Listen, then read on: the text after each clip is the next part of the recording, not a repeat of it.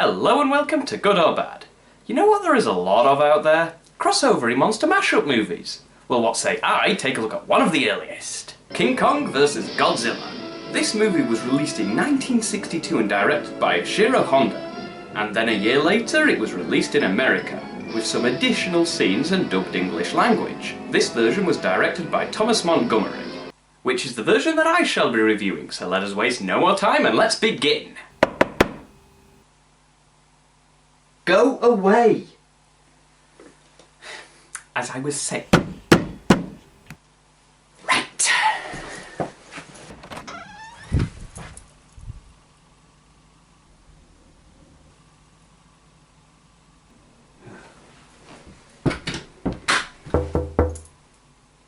The hell is that coming from?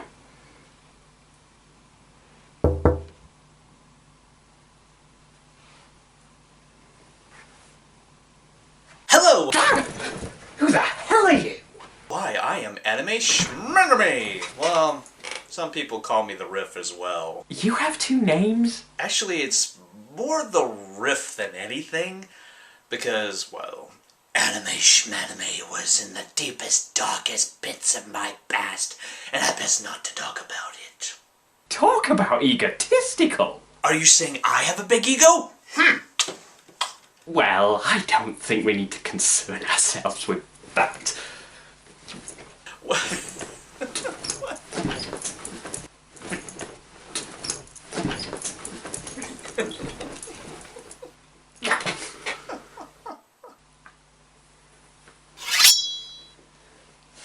Anyway, I hear you're going to be reviewing a Godzilla classic, but I have this feeling you're not going to be particularly nice about it, are you? Oh, come on, when have I ever done that? This movie sucks! Rip your eyes out with a rusty spoon before watching it! This makes no sense! It's just stupid! Stupid, stupid, stupid! And if you haven't got the message yet, it was... Point taken. As my less talented friend here has said, this is actually one of the more earlier crossover-y movies between two famous monsters. The first being Frankenstein meets the Wolfman. Which really isn't relevant at this point. Well, I wanted to say something. You're hogging the review. Oh, shut up and start the plot summary, damn it! This is already an abusive partnership. Quit your bitching and get on with it! Yes, get on with it! The movie opens with a news reporter, which is exclusive to the American version, and he appears several times throughout the movie, and all he does is explain little things that the Japanese version threw in and never addressed. Like with King Kong and electricity? Ugh. Huh? You'll find out. Right. Well, I was thinking more the berry juice and making them grow. Yes, the report talks about the berries, which someone discovered on a remote island. And apparently when they grind them down into juice and an animal drinks it, they grow. Is how they explain why King Kong is so damn big. Wait, I've got the perfect one for this one. Nice. Very clever. We didn't know anything about the berries in the original Japanese version, or how King Kong was so damn big. Well, the American writers just thought they needed to explain why he was so big. And besides, realistically, Godzilla would be fathoms higher than King Kong. I mean, King Kong would be crushed like a cockroach in retrospect. Yeah, 'cause having a giant monster gorilla without a scientific explanation was just too unrealistic. You know, unlike anything else that happens in these Godzilla movies. Shut up! It's kaiju-horrific! Okay, well, there's another thing that bugs me. There usually is. They say that this mysterious island god has never been seen before. What about the King Kong movie? I can get past Kong dying at the end of that movie. I mean, Godzilla never stops dying and he keeps coming back for the next one. But is this movie just not canon with King Kong? Well, because Let me guess. Because it's a classic. yeah! And kaiju gasmic, yeah! Oh!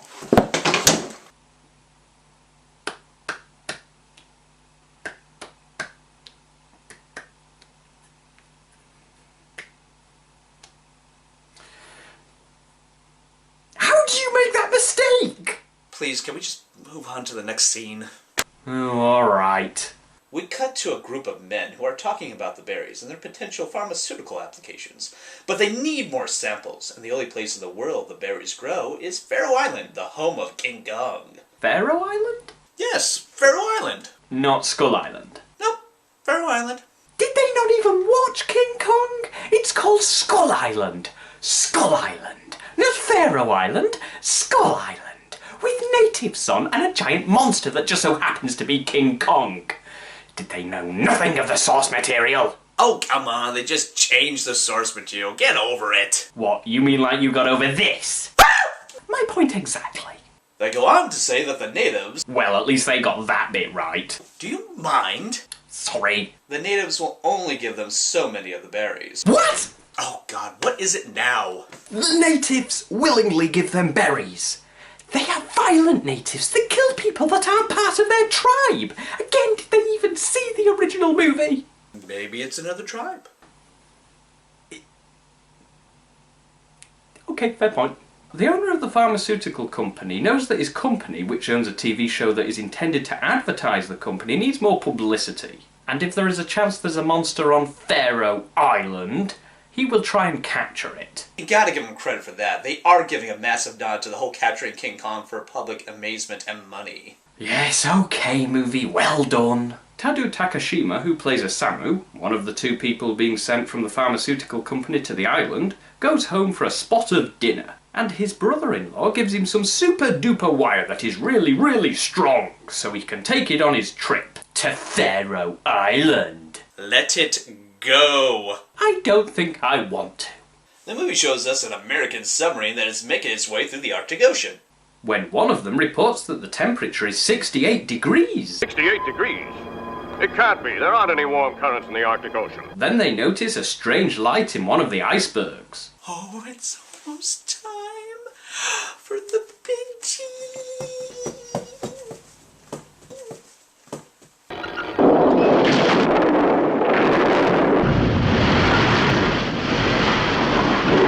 Engine room flooding rapidly. I do love how observant the Navy is. The submarine is destroyed, and a helicopter is dispatched to check out what's going on. Did Godzilla piss on another submarine? You try and teach him. Godzilla tears his way out of the iceberg and gives us his classic roar. Wait, it took Godzilla 7 years to get out of the iceberg that they trapped him in the last movie. Although on the other hand, I do like that it followed on from the last movie and not just had Godzilla appear out of the ocean again.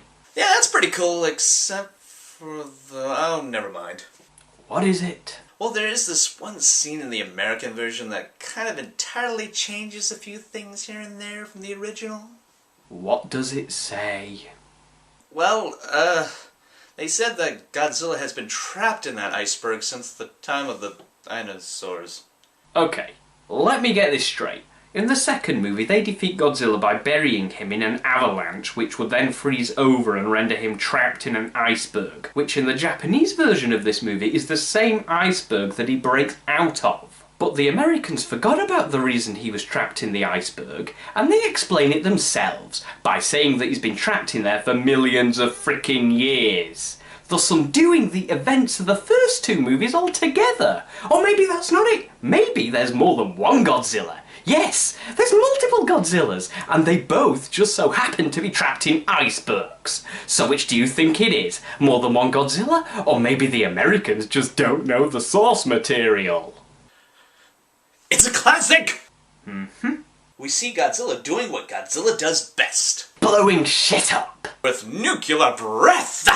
And nerd rage.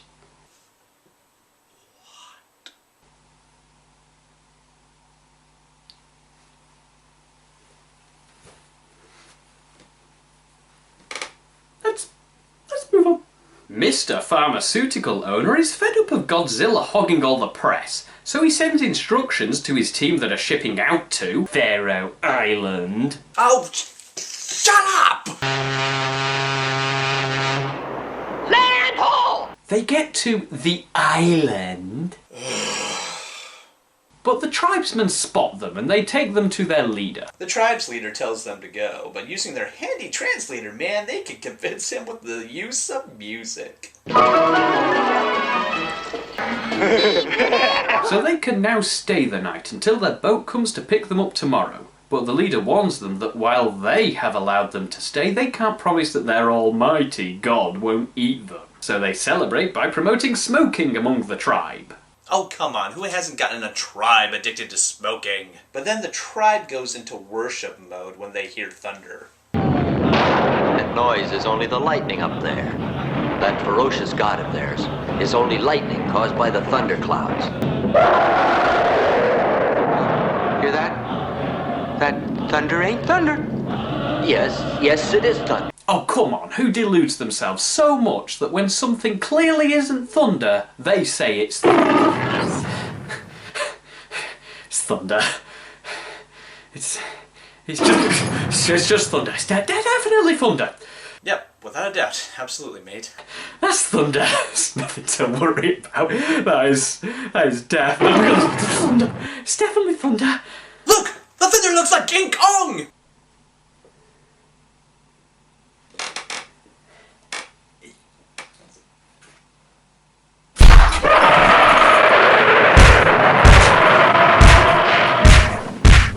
Are you right down there?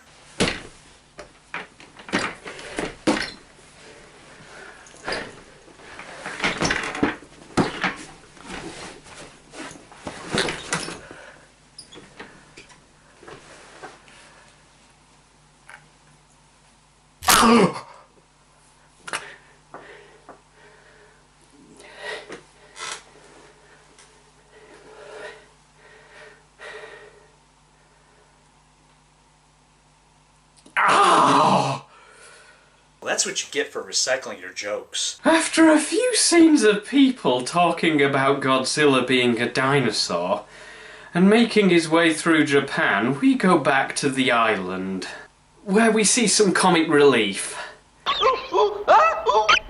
It's only a lizard. Throw it down.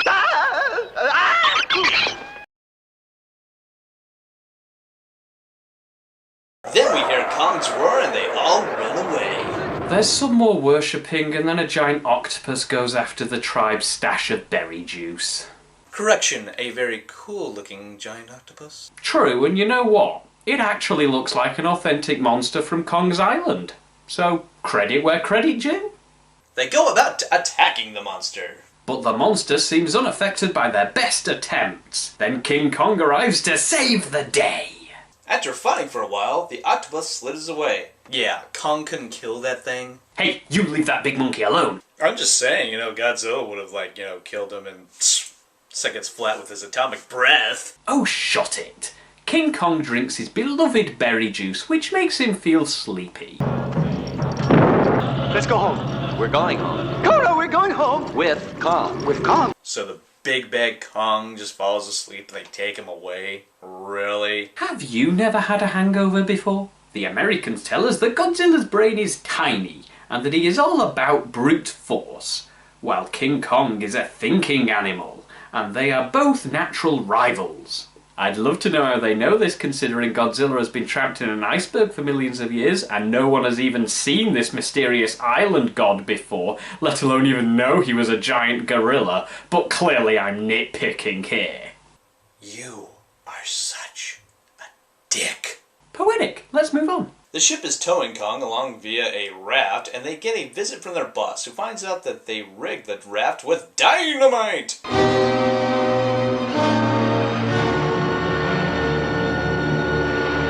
Alright, let's catch you all up on a little side plot that's been going on. This guy's girlfriend thought he died in a plane crash, but he missed his plane, so she went looking for him in the very same place Godzilla is heading, so he rushes over there to save her. Hey, I do the rushes over there to save a line. I always do that line. I look forward to that line.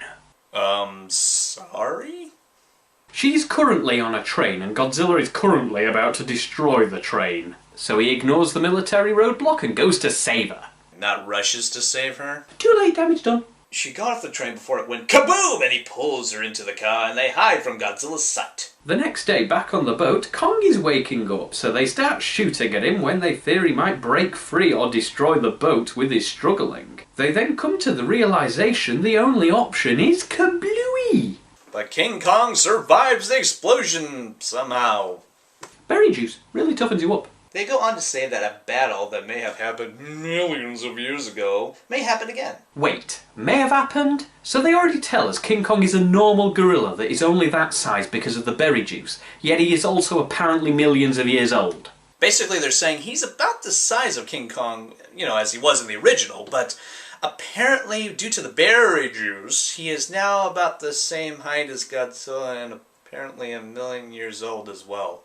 They're playing with fire, I tell you! Fire! It's time for the big showdown! Godzilla, the king of the monsters, versus a giant ape, which is totally going to get roasted by Godzilla's nuclear breath. Yeah, well, Godzilla may have nuclear breath, but King Kong, he can what? He can throw rocks.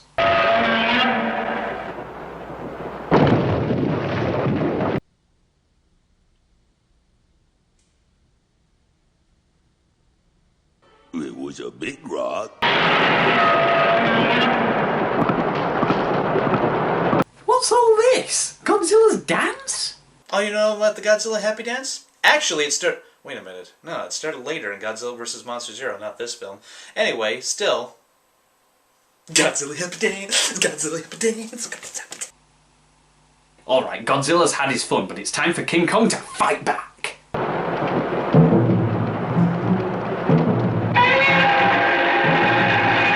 Or run away. Yeah, badass. Run away in a versus movie. Awesome. Face it, Godzilla is way cooler. Whatever, fanboy. Shut up! The military do their best to stop Godzilla making his way to Tokyo. But of course, Godzilla smashes his way through their defenses. Until they set up their second line of defense, which essentially comes down to electrified cables intended to keep Godzilla at bay. And it works. Apparently, old Godzilla doesn't like electricity. Then the movie spews some bullshit about how King Kong is made stronger by electricity. What?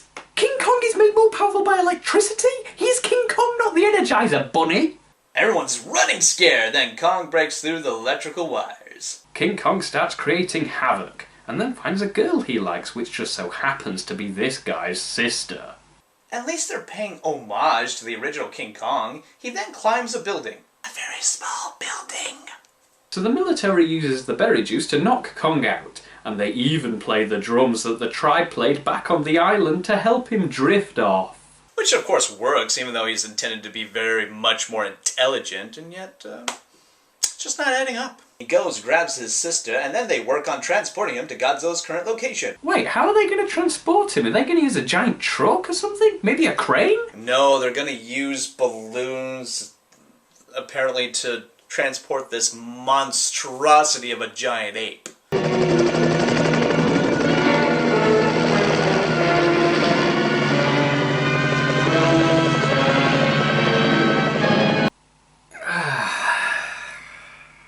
Right, whatever.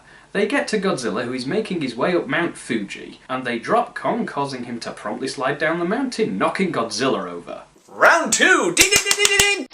King Kong decides to hide behind a rock because the movie is insistent that he has intelligence on his side.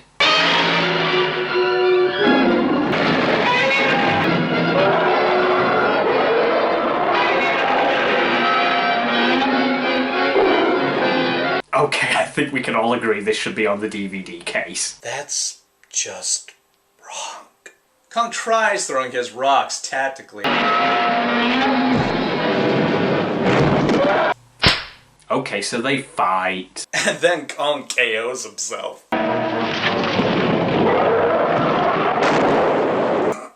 Yeah, he's clearly the smart one. Now that Kong is unconscious, the big G starts to bury him with rocks. Wait, before that, he gets a second wind. Oh yes, then he gets knocked out again and buried with rocks again. Until a thunderstorm moves in and Kong gets zapped. Alright, so Kong gets up and starts zapping Godzilla.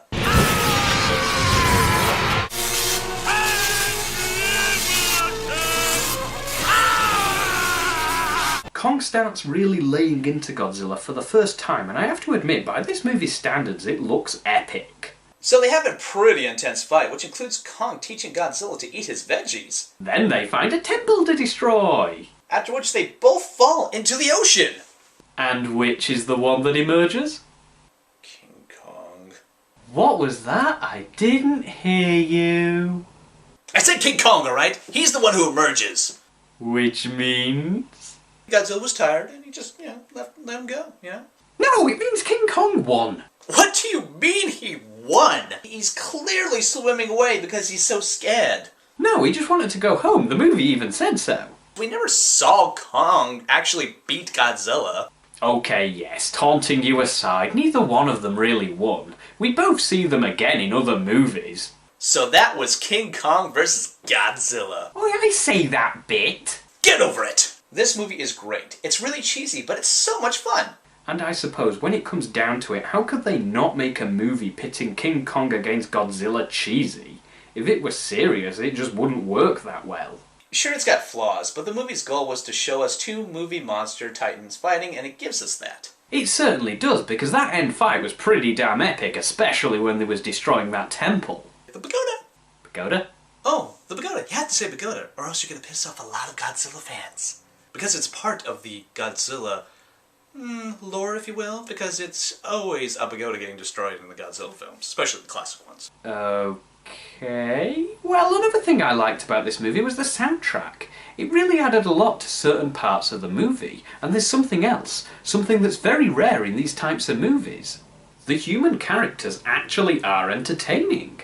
Especially this guy, since he's so much fun to watch.